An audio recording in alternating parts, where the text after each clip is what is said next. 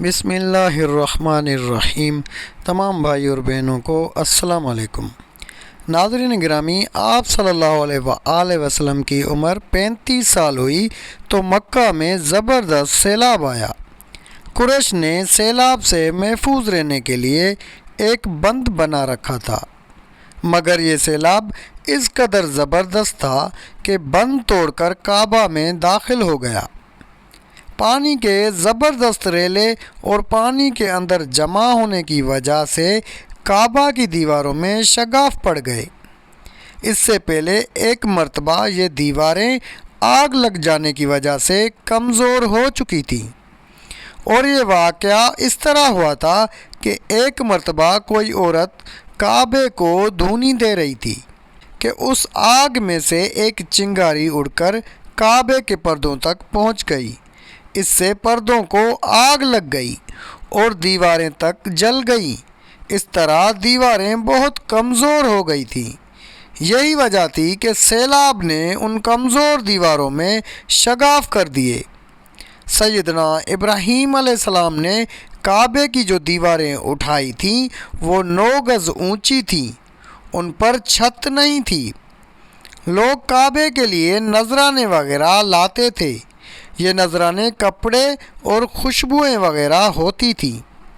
کعبے کے اندر جو کنواں تھا، یہ سب نذرانے اس کنویں میں ڈال دیے جاتے تھے۔ کنواں اندرونی حصے میں دائیں طرف تھا۔ اس کو کعبے کا خزانہ کہا جاتا تھا۔ کعبے کے خزانے کو ایک مرتبہ ایک چور نے چرانے کی کوشش کی۔ چور کنویں میں ہی مر گیا۔ اس کے بعد اللہ تعالیٰ نے اس کی حفاظت کے لیے ایک سانپ کو مقرر کر دیا۔ یہ سانپ کنویں کی منڈیر پر بیٹھا رہتا تھا، کسی کو خزانے کے نزدیک نہیں آنے دیتا تھا۔ قریش بھی اس سے خوف زدہ رہتے تھے۔ اب جب کہ کعبے کی دیواروں میں شگاف پڑ گئے اور نئے سرے سے اس کی تعمیر کا مسئلہ پیش آیا، تو اللہ تعالیٰ نے ایک پرندے کو بھیجا، وہ اس سانپ کو اٹھا لے گیا۔ یہ دیکھ کر قریش کے لوگ بہت خوش ہوئے۔ اب انہوں نے نئے سرے سے کعبے کی تعمیر کا فیصلہ کر لیا اور پروگرام بنایا کہ بنیادیں مضبوط بنا کر دیواروں کو زیادہ اونچا اٹھایا جائے۔ اس طرح دروازے کو بھی اونچا کر دیا جائے گا تاکہ کعبے میں کوئی داخل نہ ہو، صرف وہی شخص داخل ہو جسے وہ اجازت دے۔ اب انہوں نے پتھر جمع کیے۔ ہر قبیلہ اپنے حصے کے پتھر الگ جمع کر رہا تھا۔ چندہ بھی جمع کیا گیا۔ چندے میں انہوں نے پاک کمائی دی، ناپاک کمائی نہیں دی۔ مثلاً طوائفوں کی آمدنی، سود کی کمائی، دوسروں کا مال غصب کر کے حاصل کی گئی دولت چندے میں نہیں دی، اور پاک کمائی انہوں نے بلا وجہ نہیں دی تھی۔ ایک خاص واقعہ پیش آیا تھا جس سے وہ اس نتیجے پر پہنچے تھے کہ اس کام میں صرف پاک کمائی لگائی جائے گی۔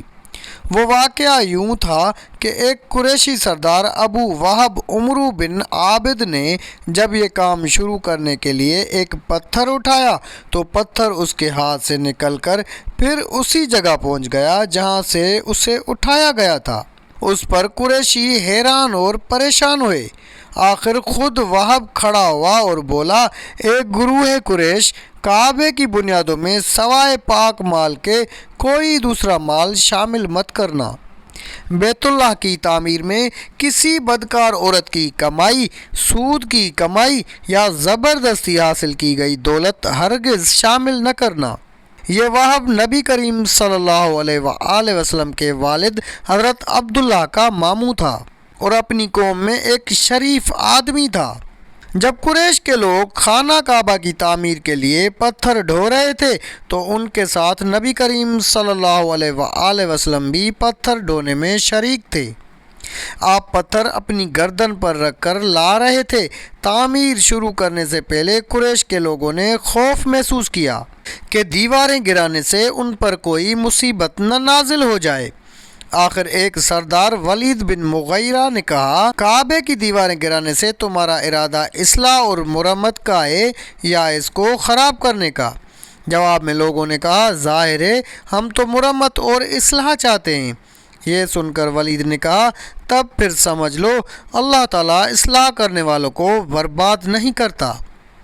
پھر ولید ہی نے گرانے کے کام کی ابتدا کی، لیکن اس نے بھی صرف ایک حصہ ہی گرایا تھا کہ معلوم ہو جائے کہ ان پر کوئی تباہی تو نہیں آتی۔ جب وہ رات خیریت سے گزر گئی تب دوسرے دن سب لوگ اس کے ساتھ شریک ہو گئے اور پوری عمارت گرا دی، یہاں تک کہ اس کی بنیاد تک پہنچ گئے۔ یہ بنیاد ابراہیم علیہ السلام کے ہاتھ کی رکھی ہوئی تھی۔ حضرت ابراہیم علیہ السلام نے بنیادوں میں سبز رنگ کے پتھر رکھے تھے۔ یہ پتھر اونٹ کے کوہان کی طرح کے تھے اور ایک دوسرے سے جڑے ہوئے تھے۔ ان لوگوں کے لیے ان کو توڑنا بہت مشکل کام ثابت ہوا۔ دائیں کونے کے نیچے سے قریش کو ایک تحریر ملی۔ وہ تحریر سریانی زبان میں لکھی ہوئی تھی۔ انہیں سریانی زبان نہیں آتی تھی۔ آخر ایک یہودی کو تلاش کر کے لایا گیا۔ اس نے وہ تحریر پڑھ کر انہیں سنائی۔ تحریر یہ تھی: میں اللہ ہوں مکہ کا مالک، جس کو میں نے اس دن پیدا کیا کہ جس دن میں نے آسمانوں اور زمین کو پیدا کیا، جس دن میں نے سورج اور چاند بنائے۔ میں نے اس کو یعنی مکہ کو 7 فرشتوں کے ذریعے گھیر دیا ہے۔ اس کی عظمت اس وقت تک ختم نہیں ہو سکتی جب تک کہ اس کے دونوں طرف پہاڑ موجود ہیں۔ ان پہاڑوں سے مراد ایک تو ابو قیس پہاڑ ہے جو کہ صفا پہاڑی کے سامنے ہے، اور دوسرا قیقان پہاڑ ہے جو کہ مکہ کے قریب ہے اور جس کا رخ ابو قیس پہاڑ کی طرف ہے، اور یہ شہر اپنے باشندوں کے لیے پانی اور دودھ کے لحاظ سے بہت بابرکت اور نفع والا ہے۔ یہ پہلی تحریر تھی۔ دوسری مقام ابراہیم سے ملی۔ اس میں لکھا تھا: مکہ اللہ تعالیٰ کا محترم اور معظم شہر ہے۔ اس کا رزق 3 راستوں سے اس میں آتا ہے۔ یہاں 3 راستوں سے مراد قریش کے 3 تجارتی راستے ہیں۔ ان راستوں سے قافلے آتے جاتے تھے۔ تیسری تحریر اس سے کچھ فاصلے سے ملی۔ اس میں لکھا تھا: جو بھلائی بوئے گا لوگ اس پر رشک کریں گے، یعنی اس جیسا بننے کی کوشش کریں گے، اور جو شخص رسوائی بوئے گا وہ رسوائی اور ندامت پائے گا۔ تم برائیاں کر کے بھلائی کی آس لگاتے ہو۔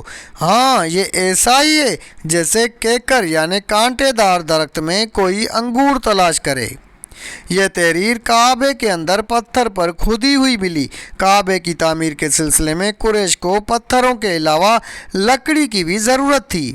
چھت اور دیواروں میں لکڑی کی ضرورت تھی۔ لکڑی کا مسئلہ اس طرح حل ہوا کہ ایک جہاز عرب کے ساحل سے آ کر ٹکرا گیا۔ آج اس مقام کو جدہ کا ساحل کہا جاتا ہے۔ پہلے یہ مکہ کا ساحل کہلاتا تھا، اس لیے کہ مکہ کا قریب ترین ساحل یہی تھا۔ ساحل سے ٹکرا کر جہاز ٹوٹ گیا۔ وہ جہاز کسی رومی تاجر کا تھا۔ اس جہاز میں شاہ روم کے لیے سنگ مرمر، لکڑی اور لوہے کا سامان لے جایا جا رہا تھا۔ قریش کو اس جہاز کے بارے میں پتہ چلا تو یہ لوگ وہاں پہنچے اور ان لوگوں سے لکڑی خرید لی۔ اس طرح چھت کی تعمیر میں اس لکڑی کو استعمال کیا گیا۔ تو ناظرین گرامی، یہ تھا کعبہ کی تعمیر کا واقعہ۔